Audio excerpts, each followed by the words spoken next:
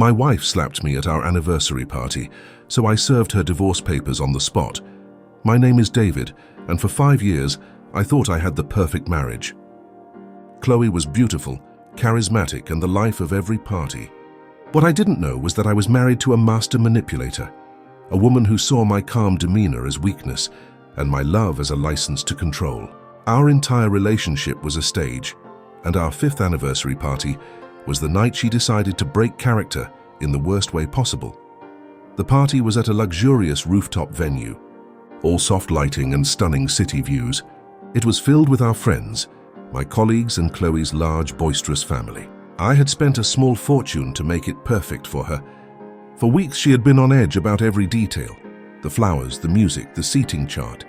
I wrote a speech about our journey, about building a life on trust and partnership. I was a fool. The incident happened near the end of the night. I was talking with my boss and his wife, sharing a laugh. Chloe, who had been drinking champagne all evening, slithered over and looped her arm through mine a little too tightly. Chloe said, "David, stop hogging the important people. Come on, my aunt wants to say hello." I smiled politely at my boss and said, "Just give me 1 minute, honey. I'll be right there." Her smile didn't reach her eyes. Chloe said, "No now." I kept my voice low, trying to diffuse the situation. I said, "Chloe, please. This is my career. I'll be over in 60 seconds. That's when she did it. Her face twisted with a rage I had never seen in public. "You never listened to me," she screamed. And before I or anyone else could react, her open hand cracked across my face with staggering force. The sound echoed in the sudden silence. The jazz band stopped playing. Every single conversation died. 100 pairs of eyes were locked on us. My cheek burned, but the heat of my humiliation was 1,000 times worse. I saw the shock on my boss's face, the pity in my friend's eyes. Chloe stood there, chest heaving, a smug look of satisfaction on her face. This was a power play. She thought she had put me in my place in front of everyone I knew. She thought I would take it, that I would apologize and smooth things over like I always did. But in that moment, something in me shattered. The last 5 years of condescending remarks, of financial demands, of her family treating me like a walking ATM, flashed before my eyes. The love I felt was incinerated by a cold, clear fury. I slowly raised my hand and touched my stinging cheek. I didn't look at her. I looked out at the crowd, my voice eerily calm and projecting across the rooftop. I said, "Does everyone see this? This is the real Chloe. The woman I promised to spend my life with just showed you exactly who she is." I then turned to her. The smugness was gone, replaced by confusion. I said, "You crossed a line that cannot be uncrossed. We are done." She laughed, a nervous, brittle sound. Chloe said, "Done? Don't be dramatic, David. You'll get over it." "You always do." I said, "No, I won't." I walked over to the table where my suit jacket was draped. From the inside pocket, I pulled out my phone. I had a digital copy of every important document, saved in a secure folder. I opened it, found the file, and handed my phone to her. It was our prenuptial agreement, the one her father had insisted on, convinced I was a gold digger who would eventually try to take his daughter's family money. The one Chloe had signed with a proud, condescending smirk, telling me it was just business. I said, "You remember this, right? The prenup your family forced me to sign?" Page 4, Section 12. The no-fault dissolution clause. It specifically states that in the event of irreconcilable differences, all assets remain with their original owner. But there's an addendum your lawyer added.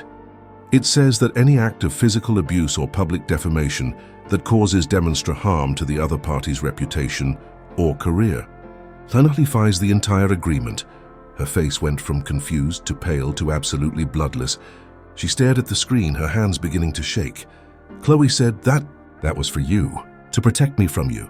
I said, "It works both ways," and slapping me in front of my CEO and our entire social circle qualifies as public defamation, causing demonstrable harm. You get nothing, Chloe. Not the house, not the cars, not a single dollar of the company I built. You get the clothes on your back and the debt on your personal credit cards. I turned to the stunned crowd.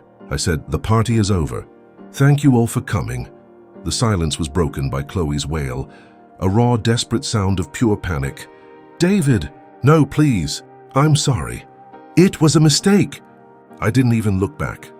I walked to the elevator, my head held high, the weight of a toxic marriage lifted from my shoulders. The image of her horrified face as she realized the legal trap she had built for herself was the most satisfying sight I had ever seen. I had just given myself the best anniversary gift possible, my freedom. But Chloe's humiliation was only the beginning. Her wealthy family, furious that their daughter had been publicly discarded and financially cut off, launched a vicious legal war, claiming I had manipulated and coerced her into signing the prenup. The courtroom battle that followed exposed even more of their secrets and tested the limits of our ironclad agreement before moving forward to see how I fought their army of high-priced lawyers and exposed their entire family in open court. Be sure to like, comment, and subscribe. Tap the notification bell, because the legal revenge was even sweeter. Walking away from that rooftop was the most liberating moment of my life. But as I knew it would, the silence only lasted a week. The first shot across the bow was a letter from Sterling & Vance, one of the most ruthless family law firms in the city, representing Chloe. They claimed the prenuptial agreement was signed under coercion and duress, and that I had concealed assets to defraud Chloe of her marital entitlements.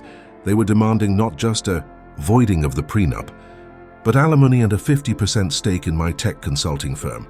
My lawyer, a sharp, unflappable woman named Angela Rossi, just smirked as she read it. "They're playing the only hand they have," she said. "They're going to paint you as a manipulative monster who preyed on a young, naive heiress. We're going to prove they are a family of vipers who tried to rob the very monster they created." The battle was on. The first phase was discovery, the legal process where both sides share evidence. Chloe's team, led by a slick attorney named Robert Sterling, demanded 5 years of my company's financials, all my personal communications, and the testimony of my business partners. They were fishing, hoping to find any discrepancy to prove I was hiding money. We complied, but we also launched our own offensive. We subpoenaed Chloe's personal spending records, her father's business emails from the time the prenup was drafted, and all of Chloe's communications for the month leading up the anniversary party. What we uncovered was a tapestry of greed and conspiracy. The key piece of evidence came from an unlikely source: the country club where Chloe's father, Charles, spent most of his afternoons. A waiter, who had been treated poorly by Charles for years, came forward after seeing the news about the anniversary slap. He provided a recording he'd made on his phone for insurance after Charles had stiffed him on a tip. It was a conversation between Charles and Robert Sterling, the lawyer, from a week before the prenup was even presented to me. On the recording, their voices were clear over the clinking of gin and tonics. Robert Sterling said, "Charles, the boy has no family money. The prenup is airtight. It protects Chloe's inheritance and the trust fund." Charles said, "I want more. I want protection from his future. The kid is ambitious. If he ever makes something of himself, I want it structured so that when Chloe inevitably gets bored and leaves him, we get a piece of it. Put in that abuse clause. Make it so that if he ever embarrasses her, she gets everything. He's too soft to ever hit her, but if he raises his voice at a party, we own him." The recording was a nuclear bomb. It proved the prenup wasn't just for protection.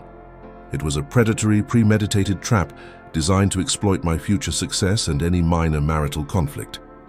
The day of the hearing arrived. The courtroom was packed. Chloe, Charles, and the entire entitled family sat on one side, looking confident. Angela and I sat on the other.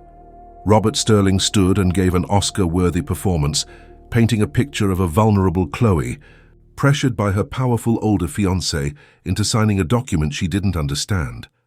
Robert Sterling said, "Your Honor, my client was in love. She was blind to the manipulative language Mr. Thorne used. He created a power imbalance. Then it was Angela's turn. She stood calm and collected. Angela said, 'Your Honor, the only thing being manipulated here is the truth. The plaintiff's entire case is a fraud and we have the evidence.' She approached the bench and played the country club recording.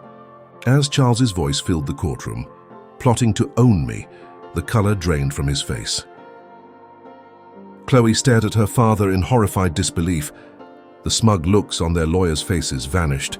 Angela said, 'This proves the prenuptial agreement was conceived in bad faith. It was not a shield to protect their daughter. It was a sword to steal from my client. And they are now trying to use the legal system to finish the job their failed trap started.' But Angela wasn't done. She then presented Chloe's financial records. They showed that in the month before the party, Chloe had run up over $150,000 in credit card debt on luxury items, believing she could force me to pay it off after she provoked me into a reaction that would void the prenup. Angela said this was never about love or coercion. This was a financial strategy that backfired. The plaintiff orchestrated a public confrontation, intending to trigger the clause her father had secretly designed, to gain control of my client's assets and pay off her extravagant debts. The judge, a no-nonsense man named Judge Miller, listened to all of it with a stony expression. He didn't even need to retire to his chambers. Judge Miller said, "This is the most egregious case of bad faith I have seen in 20 years on the bench. The petition to void the prenuptial agreement is not only denied, it is dismissed with prejudice." He then turned his gaze to Charles and Chloe. Judge Miller said, "Mr. Thorne, you are the victim of a malicious and premeditated plot. Under the statute, I am awarding you full legal fees and court costs. Furthermore, given the defamatory nature of this lawsuit and the recorded intent to inflict financial harm, I am granting your countersuit for malicious prosecution. I award you $5 million in punitive damages to be paid by the plaintiff, Chloe Thorne, and her father, Charles, jointly." The gasp in the courtroom was audible. Charles looked like he had been shot.